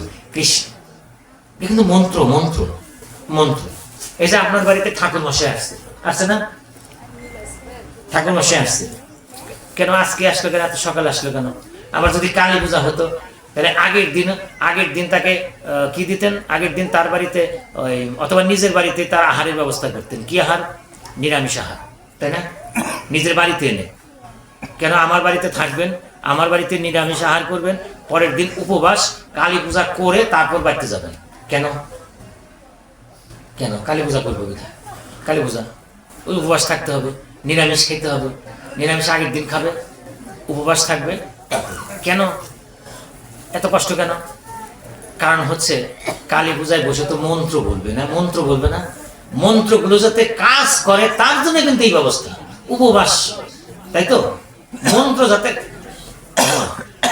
তুমি যে মন্ত্র কালকে আজকে সকাল থেকে বলবে, এটি হচ্ছে সকল মন্ত্রের মহামন্ত্র, সকল মন্ত্রের মহামন্ত্র। আর এই মন্ত্রটি তুমি বলছো, আমার প্রভু বলছে কি, একবার নাম নিলে যত পাপ হরে, পাপের সাধ্য নাই তত পাপ করে। তুমি কতবার বলছো, তারপরেও তোমার কোনো পরিবর্তন হচ্ছে না। তার মানে কি, তুমি তোমার এই কিছু পরিবর্তন করো, আহারের ভিতরে কিছু পরিবর্তন করো, দেহটাকে ভালো করো, মুখটাকে ভালো করো। ওই মুখে যে মন্ত্রটা আসছে, মুখটা তো ভেজাইলা মুখ। দেখো তো সকালবেলার থেকে ওই মুখে কত কথা বলছো তুমি, কটা কৃষ্ণ কথা বলছো? একটাও না। কি বলছো? বৌমাকে ডাক বকছো, কর্তাকে বকছো, কত কিছু, বাচ্চাকে বকছো, কত কত সুন্দর সুন্দর না, সুন্দর না কত কত ধরনের বাংলা বলছে। আবার ওই মুখ দিয়ে আবার কৃষ্ণ কথা বলছে, কৃষ্ণ মন্ত্র বলছে, কাজ তো হচ্ছে না এই কারণে। আর দেহটা তো অশুদ্ধ, সাত্ত্বিক না, মন্ত্র বলার মতো অবস্থা নেই। তা নাহলে একবার কৃষ্ণ নাম নিলে পাপের সাধ্য নাই তত পাপ, হরণ হবে পাপ, নিজে বোঝা যাবে, নিজে বুঝতে পারবে, শরীর হালকা হয়ে যাবে, ভিতরে ভক্তি ভাব আসবে। কিন্তু তা আসে না, ভার হয়ে যায়। আবার ভাগবত আসলে বসে থাকলে কোমর ব্যথা করে, বসে থাকতে পারি না, কেমন জানি লাগে, অস্থির অস্থির লাগে। এতক্ষণ কি বসে থাকা যায়? কোমর ব্যথা হয়। ভাগবত আসলে বসলে কোমর ব্যথা হয়। তার মানে কি, ওই যে তামসিক অবস্থা চলছে। আর যদি সাত্বিক অবস্থা থাকতো, সারা রাত ভরে ভাগবত শ্রবণ করলেও কোমর ব্যথা হতো না, শরীর খারাপ লাগতো না, যেমন লাগে নাকি। তামসিক একটা বিষয় আছে, যদি টেলিভিশনের সামনে বসে থেকে কোনো কিছু দেখা যেত তাহলে কিন্তু এই সমস্যা থাকতো না, তামসিকে যোগ হয়ে যেত। আর এখানে তো তামসিক আর সাত্বিক ভাবের মধ্যে মিলন হচ্ছে না, কাজ হচ্ছে না, যে কারণে বসে থাকা যায় না বেশিক্ষণ। আর কিছুক্ষণ পরেই উলুধ্বনি দেবে, মানে জোরে উলুধ্বনি দিয়ে বলবে, বাদ দেন এখন, হরে কৃষ্ণ, তাই দেবে না, হরে কৃষ্ণ। আরেকটু বলি আরেকটু খেলবে। এখন কিন্তু একটা জিনিস হতে পারে, কিন্তু আমি কিছুক্ষণ আগে বলছিলাম, কিন্তু কৃষ্ণচন্দ্র সাথে আছে, বিশ্বাস করেন, সাথে আছে, আপনার সাথে আছে, আমার এখানে আছে, সর্বত্র আছে। ভগবান সর্বত্র আছে না? ভগবান সর্বত্র বিরাজমান, তাহলে এখানেও আছে, আপনার পাশে আছে, আপনি দেখছেন না, আমি দেখছি না। একটা প্রমাণ দিতে ওই আবার একটু কুরুক্ষেত্র যুদ্ধের দিকে যাই, ওই একটা উদাহরণ এটা। ওই যুদ্ধ, আচ্ছা সবচেয়ে কাছে কৃষ্ণচন্দ্রের কাছে কে ছিল? ওমা, কে ছিল বলুন তো বাবা, কাকা, কে ছিল? পঞ্চপাণ্ডব ছিল। পঞ্চপাণ্ডব, যেখানে অর্জুনকে পিছে বসিয়ে নিজে সামনে বসলেন। কেন বসলেন? নিজে ঢাল স্বরূপ বর্ম হয়ে বসলেন, আমার ভক্তকে আমি রক্ষা করব। কৃষ্ণচন্দ্র কি অর্জুনকে পিছে রাখার এখানকার তত্ত্বটা কি? অর্জুনকে তো সামনে দিতে পারত, কিন্তু তা না দিয়েও ভগবান আমার সামনে বসলেন, অর্জুনকে পিছনে দিলেন। কেন? আমার ভক্তকে আমি রক্ষা করব, যত কিছু আসবে আমার বুকে লাগবে, আমার ভক্ত সে। এটা হচ্ছে এত কাছে যে নাকি তাকে সখা বলে ডাকত। কৃষ্ণ সখা বলতো, অর্জুনও সখা বলে ডাকত। সখা মানে কি? বন্ধু। তাহলে বন্ধুর সে কাছে কি আর কেউ হতে পারে? বন্ধু। কিন্তু যখন যুদ্ধ শেষ হয়ে গেছে,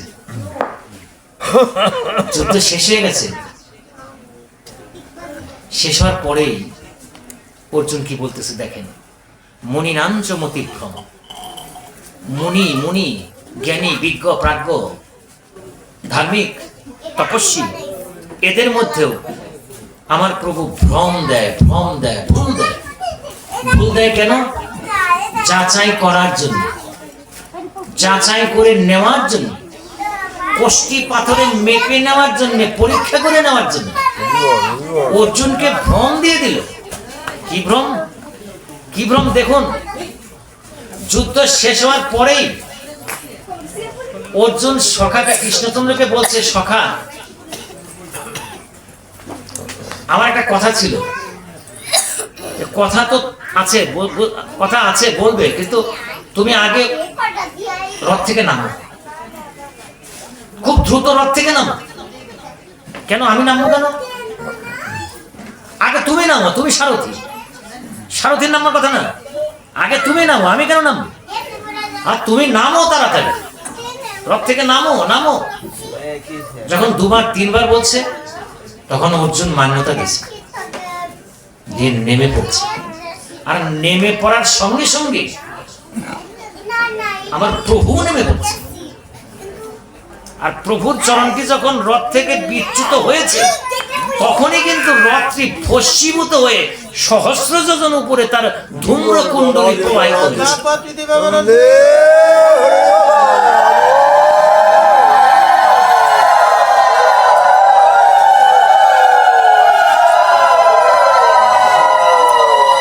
কি হলো মাইটি?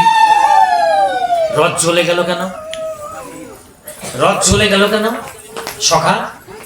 রথ এমন ভস্মীভূত হলো কেন?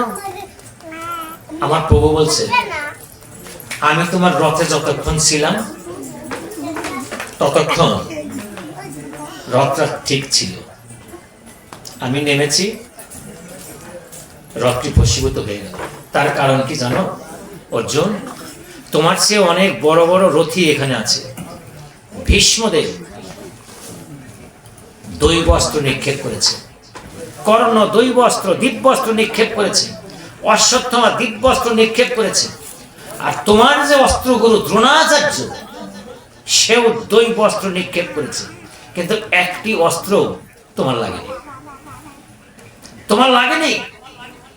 সবগুলো অস্ত্র আমার সামনে ঘোরাফেরা করছে, আমার দেহেও লাগেনি ঘোরাফেরা। আমি বর্ম হয়ে থামিয়ে রেখেছি।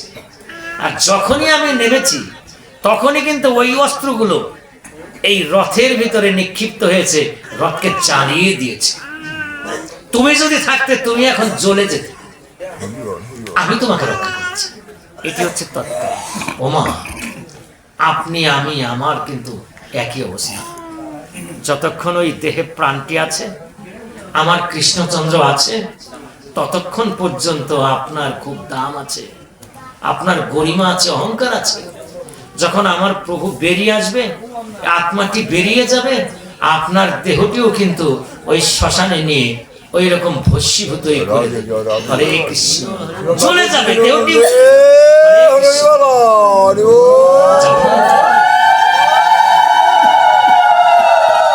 যখন এই অবস্থা দেখলো অর্জুন কি বলছে?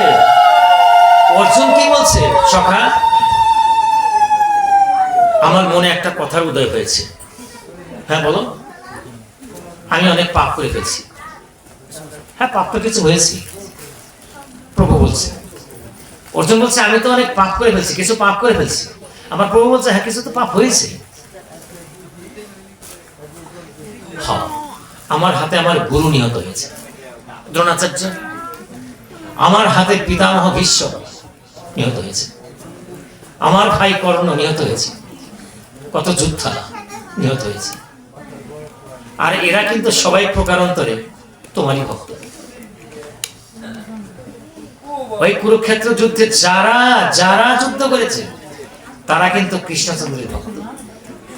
কিন্তু বিপদটা কি ছিল জানেন? একটি জায়গায় শুধু তারা আটকে গিয়েছিল। কি?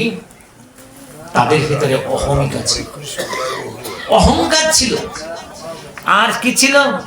এই কৃষ্ণচন্দ্র যে সেই কৃষ্ণচন্দ্র, সেই প্রভু, আমার আদি প্রভু, এটি তারা চিনত। চিনেছিল কে? শুধু পঞ্চ পাণ্ডব, ওরা চিনেনি। ওদের মধ্যে একজন চিনেছিল ভীষ্মদেব।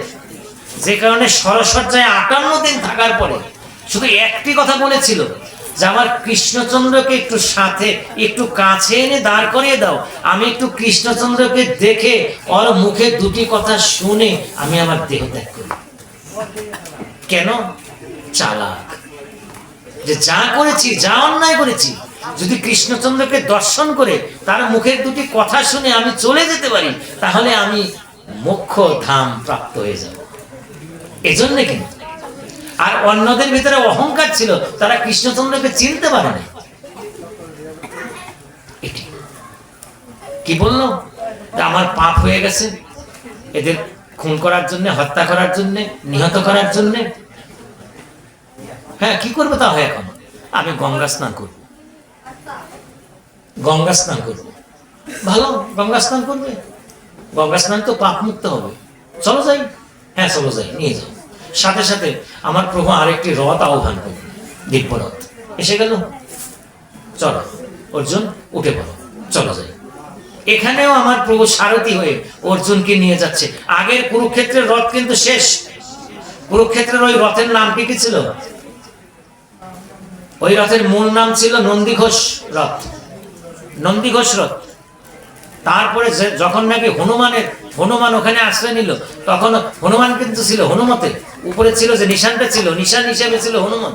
ওটি হনুমানেরও আরেকটি তত্ত্ব আছে। তখন ওই রথটির নাম হলো কপিধ্বজ। কপি শব্দের অর্থ হচ্ছে হনুমান, আর আগের নাম হচ্ছে নন্দীঘোষ। এই নামগুলো মনে রাখতে হবে, ছোট ছোট বাচ্চাদেরকে জানিয়ে দিতে হবে, ওদেরকে জিজ্ঞাসা করে, অনেকেই জিজ্ঞাসা করে। এই তত্ত্বগুলো বাড়িতে বাড়িতে দুঃখের কথা কি জানেন? ভাগবত আসে, ভাগবত আলোচনা হয়, ভাগবত বাড়ি পর্যন্ত যায় না। বাড়ি পর্যন্ত ভাগবত যায় না, তার মানে কি? বাড়ি পর্যন্ত যায় না মানে এখানে শুনে, ও ঠাকুমা কোথায় গেছিলে? যে ভাগবত কি বললো? ওই ভালো বলছে। কি বললো? না না, খুব ভালো বলছে, খুব ভালো। একটা শব্দ বলে না, বলতে পারে না। তার মানে বাড়ি পর্যন্ত ভাগবত যায় না। এখানে শুনছে, এখানেই শেষ, যায় না, কারোর বাড়িতে যায় না ভাগবত। মানে কি অবস্থা? কি কথা কি ছিল যে যা আমি শুনবো, আমি গিয়ে আমার বাড়িতে যারা আছে ওদেরকে নিয়ে বসে একটু আলোচনা করবো, ওদেরকে একটু কৃষ্ণ কথা শোনাবো।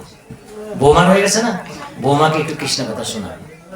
যদি কৃষ্ণ কথা বৌমা শুনে, তাহলে সে বৌমা। আর যদি বলে যে এখন আমার সময় নাই, ওগুলো আপনি করেন গা, তাইলে বুঝে নিতে হবে হরে কৃষ্ণ, তাই না? আচ্ছা যাই হোক, গঙ্গা স্নানে অর্জুন চলছে। কাকে নিয়ে? আমার প্রভুকে নিয়ে। প্রভু নিয়ে যাচ্ছে অর্জুনকে গঙ্গা স্নানে। গঙ্গার তীরে এসে আমার প্রভু বলছে, যাও অর্জুন, গঙ্গা স্নান করে আসে, তোমার পাপ ধুয়ে আছে, মুছে আছে, শেষ দিয়ে আসে। অর্জুন হেঁটে হেঁটে যাচ্ছে। যে গঙ্গায় নামবে, খুব খেয়াল করুন, গঙ্গায় নামবে, দেখে একটা মরা সম্মুখ দিয়ে ভেসে যাচ্ছে, মরা। তাহলে যেখানে মরা ভেসে যাচ্ছে, ওখানে কি অবগাহন সম্ভব? স্নান সম্ভব? সে উঠে আসতেছে। তাহলে অন্যত্র যাই, অন্য ঘাটে যাই, উঠে আসতেছে। যখন উঠে আসতেছে, উপরে দেখে দুটা শ্রীগাল দাঁড়িয়ে আছে, এবং একজন আরেকজনের সাথে কথা বলছে। শ্রীগালের ভাষা আছে। আর আমাদের অর্জুনের একটা গুণ ছিল, অর্জুন পশু পাখির ভাষা জানত। শ্রীগাল দুটি কি বলছে অর্জুন শুনছে। শ্রীগাল দুটি খালি অর্জুনকে বকছে। ও হচ্ছে জগতের সবচেয়ে বড় মূর্খ। ওই যে দেখতে পাচ্ছিস না, ওই ছোট শ্রীগালটা বড় শ্রীগালকে, ওমা ও কে, উনি কে? ওই যে গঙ্গায় নামলো আবার উঠে আসছে, কি উনি কে? ওই বড় শ্রীগালটা বলছে উনি হচ্ছেন জগতের সবচেয়ে বড় মূর্খ। একবার, দুইবার, তিনবার যখন বলছে, তখন অর্জুনের কানে আসছে। অর্জুন বলছে, এই তুমি কি বলছো? কি বলছো? কেন তোমাকে বলছি? কি বলছো? মূর্খ বলছি, তুমি বড় মূর্খ। কেন আমি মূর্খ? তুমি আমাকে চিনো? হ্যাঁ চিনি। কি চিনো? আমি হচ্ছে অর্জুন, ধনুর্ধর অর্জুন। কুরুক্ষেত্র যুদ্ধের একটা তীর আমার ফেল করেনি। আমি হচ্ছে সেই বীর। এই কারণে তো তুমি বড় মূর্খ। শিয়াল বলছে মূর্খ। কিভাবে আমি মূর্খ? তুমি কি করার জন্য এসছো? তাই আমি গঙ্গা স্নান করার জন্য এসছি। কেন? পাপ মোচন করার জন্য আসছি। কি পাপ হয়েছে তোমার? যে কুরুক্ষেত্রের যুদ্ধে অনেককে আমি হত্যা করেছি। ওই পাপ হয়েছে, পাপ আমি গঙ্গায় স্নান করে পাপ মোচন করার জন্য এসেছি, আমি ভালো কাজ করার জন্য আসিনি। এই কারণে তো তুমি মূর্খ। আবার তুমি মূর্খ বলছো। শিয়াল রেগে গেছে, অর্জুনও রেগে গেছে। এ কি বলছো তুমি? বলবো না তোমাকে মূর্খ? তোমার রথে বসে আছে কে? রথে বসে আছে শ্রীকৃষ্ণ। শ্রীকৃষ্ণ জগৎ প্রভু। আর ওই শ্রীকৃষ্ণের চরণ থেকেই গঙ্গা প্রবাহিত। প্রভুর চরণ না ধরে তুমি আসছো গঙ্গা স্নান করতে? তুমি মূর্খ না? যদি পারো গঙ্গা স্নান না করে তুমি গিয়ে তোমার প্রভুর চরণটি ধরো। ওই চরণের মধ্যেই গঙ্গা আছে। ওই চরণ থেকেই গঙ্গা নির্গত হয়ে প্রবাহিত হচ্ছে। আগে ওই চরণ ধরো। ওই চরণ ধরলেই তো তোমার গঙ্গা স্নান হয়ে যাবে। তুমি গঙ্গা চিনো না, তুমি প্রভুকে চিনো না, তুমি বলছো আমি ধনুর্ধর অর্জুন। একটা শৃগাল তাকে শিক্ষা দিচ্ছে। কি বলেছিলাম মা? কৃষ্ণচন্দ্র আপনার পাশে আছে, আমার পাশে আছে, সবার কাছে আছে, কিন্তু চিনতে পারছি না। অর্জুন চিনল না। কিসের কারণে চিনল না? অহংকারের কারণে, অহমিকার কারণে, আমিত্ববোধের কারণে, আমি আমার বোধের কারণে। এই আমি আমার বোধটা ছাড়েন, কৃষ্ণচন্দ্রের দেখা আপনি পাবেন। আর যদি তা না পান, রাস্তাঘাটে শৃগাল কিন্তু আপনাকে বলবে তুই একটা বড় মূর্খ, তুই তো কৃষ্ণচন্দ্রকেই চিনিস না। অহংকার ছাড়েন, অহংকার। অহংকার ত্যাগ করে যখনই নাকি আপনি বসবেন, কৃষ্ণচন্দ্র আপনাকে সাক্ষাৎ দেখা দেবে। অহংকার ছাড়েন। কিছুক্ষণ পরে যখন নাকি কৃষ্ণচন্দ্রকে গিয়ে আমার প্রভু চরণ ধরল, তখন আমার প্রভু একটা জিনিস দেখাচ্ছে। অর্জুন দেখো, তাকিয়ে দেখো। দেখে দুটি শৃগাল আস্তে আস্তে গঙ্গায় নামছে। নেমে ওই যে মরাটা ভেসে যাচ্ছে, বড় শৃগালটা নামছে। নেমে আস্তে আস্তে ওই মরাটাকে শুকছে, শুনছে, শুনছে, পা শুনছে, বুক শুনছে, উদর শুনছে, মুখ শুনছে, কান শুনছে, হাত শুনছে, মুখ দিয়ে ঠেলে দিয়েছে। আর উপর থেকে বলছে, মা আমরা না কতদিন যাবত অভুক্ত, আর এত সুন্দর একটা মরা যাচ্ছে, তুমি তাকে ঠেলে দিলে, খাবো না আমরা? যে দেখ রে, আমরা পশু, আমরা পশু, আমাদের সব আছে, শুধু একটা জিনিস না। সেটা কি? আমরা কৃষ্ণচন্দ্রের সেবা করতে পারি না, আমরা প্রভুর সেবা করতে পারি না। আর এই যে মরাটি যাচ্ছে, আর সবকিছু ছিল, প্রভুর সেবা করার সুযোগ ছিল। ওর চরণ ছিল, ওর হাত ছিল, ওর বক্ষ ছিল, ওর বদন ছিল, ওর নয়ন ছিল, সব ছিল। এত কিছু থাকার পরে ও কখনো হেঁটে হেঁটে কোনো কৃষ্ণ আসরে যায়নি, হরিনাম আসরে যায়নি, কোনো তীর্থে যায়নি, কোনো ভাগবত আসরে যায়নি। আর ওর যে হাতটা দেখছিস, ওর হাত দিয়ে কোনো দিন আমার কৃষ্ণচন্দ্রের জন্য একটু প্রসাদও তৈরি করে দেখেনি, আমার প্রভুর জন্য একটু প্রসাদও তৈরি করে দেখেনি। ওর হাত শুধু অকাজে ব্যয় হয়েছে। আর ওই যে ওর উদরটি দেখছিস, ওই উদরটি শুধু মরায় ভরা, মরায় ভরা। ও মরেছে, তার আগেই মরা দিয়ে ওর উদরটি ভরেছে, ওই উদর। আর ওই বক্ষ, ও কখনো ভক্ত সঙ্গ করেনি, ওর বক্ষটি কখনো ভক্তের সাথে লাগায়নি, ও কখনো আলিঙ্গন করেনি, ও কখনো শুদ্ধ হয়নি, ওর মুখ দিয়ে কখনো কৃষ্ণ কথা বলেনি, ওর শীতটা কখনো আমার প্রভুর চরণে নামেনি, ওর ঘাম দিয়ে, ঘ্রাণেন্দ্রিয় দিয়ে কখনো তুলসীর ঘ্রাণ যায়নি। আমরা ওকে সেবা করব না, ওকে ভজন করব না, পারলে আরো মুক্ত থাকবো, কিন্তু এই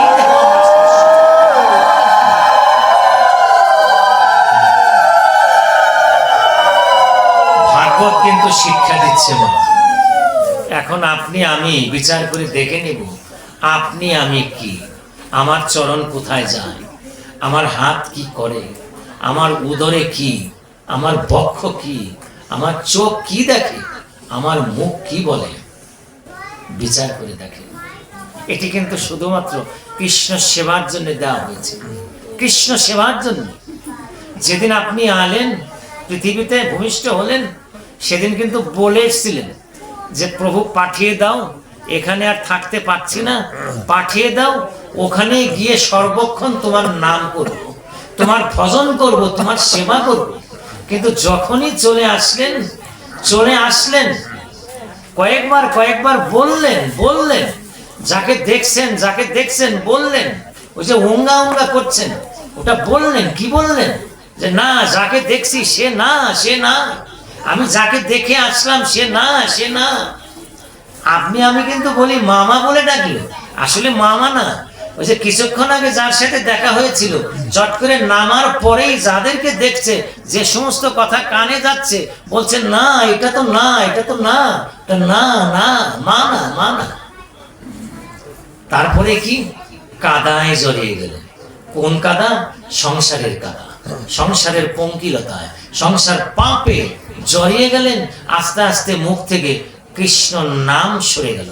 কত নাম বলছেন, কত জনকে ভালোবাসছেন, কত স্বপ্ন দেখছেন, কত কাউকে দেখছেন, কত কিছু নিয়ে চিন্তা করছেন।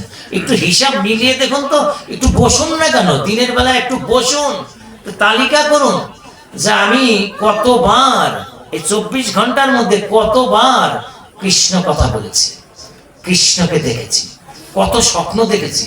কিন্তু আমার সাত্ত্বিক যুগল মূর্তি আমার কৃষ্ণচন্দ্রকে আমি কখনো স্বপ্নে দেখেছি? না, দেখিনি। বাঘ ভাল্লুক রাক্ষস কক্ষস কত কিছু দেখলাম, কিন্তু আমার কৃষ্ণচন্দ্রকে আমি দেখলাম। কেন আপনি দেখবেন? মানুষ স্বপ্নে কি দেখে? মানুষ যা ভাবে তাই সে স্বপ্নে দেখে, দীর্ঘদিন পর, তাই তো স্মৃতিতে তাই ভেসে ওঠে। আপনি তো কৃষ্ণচন্দ্রকে দেখেনি না, ভাবেনি না। আপনি তো ভাগবত আপনাকে রসিক বলছে, কৃষ্ণচন্দ্র রসিক বলছে, কিন্তু আপনি কৃষ্ণচন্দ্রের কথা নিয়ে তো রসই করেন না। আপনি কি কৃষ্ণচন্দ্রের লীলা নিয়ে হাসেন কখনো? রস করেন? আপনার নাতি নাতনির সাথে বসে একটু হাততালি দিয়ে কৃষ্ণ কথা বলেন, রসই তো করেন না। আপনার ভিতরে রসই তো নাই, ভাবেন না। তবে তো তালিকা করেন যে আমি কতবার কৃষ্ণচন্দ্রের নাম নিলাম, কতবার কৃষ্ণচন্দ্রকে দেখলাম, স্বপ্ন দেখলাম কত, কিন্তু কৃষ্ণচন্দ্রকে কেন দেখলাম না? ভাবছি না তো। দেখুন, সমস্ত শাস্ত্রে একটি কথা শুধুমাত্র বলছে, যোগ করো, যোগ।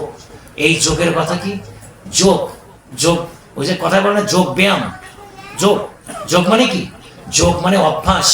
আমাদের গীতায় যে ওই যে কি বলে, অভ্যাস যোগ রয়ে গেছে না, অধ্যায় একটা নাম কি? অভ্যাস যোগ না? যোগ কি? যোগ সবসময় কৃষ্ণ কথা বলার যোগ। সবসময় বলতে থাকো, নিঃশ্বাস প্রশ্বাসে বলতে থাকো, অজবা জপ করো।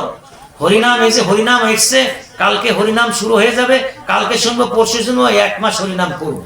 যেখানে যাবো হরিনামের কথা বলবো, হরিনাম করে আসলাম, হরিনাম শুনে আসলাম, হরিনামে গেছিলাম, হরিনামের ভোজন ভালো হয়েছে, ভক্তবৃন্দ ভালো হয়েছে, কীর্তনীয় দল ভালো এসেছিল, ভালো কীর্তন করেছে, হরে কৃষ্ণ।